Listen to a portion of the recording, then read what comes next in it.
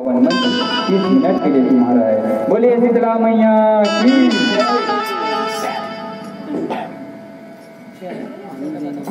Hello, बोल भुवनेश्वरी मैया की।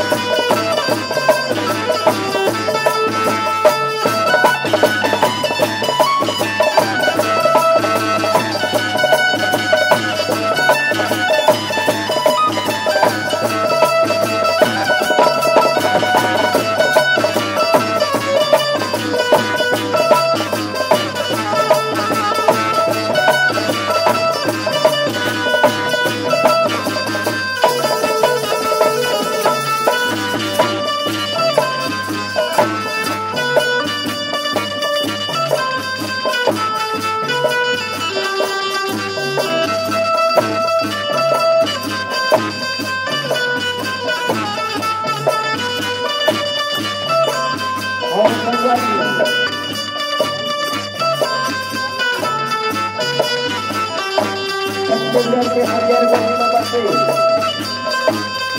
ये पावन के ग्राम भूमि के पावनवासी मां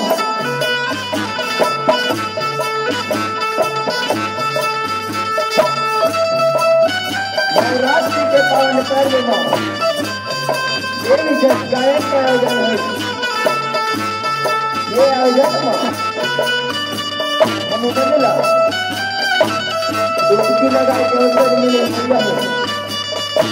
ये मैं सब पहले पहली ये गाँव के दाई जी भाई बहने संग हो गया और संगे संग तो बिना पानी के नहीं विनायक कुर्बानी के दे रही है मोहम्मद भैया हमारे श्री वासुदेव भजन मंडली ग्राम मोखली के अबोध नहीं का मन के डहर नमनिए नमनिए नमनिए भैया हो अपने भविष्य रखना हो मन पसंद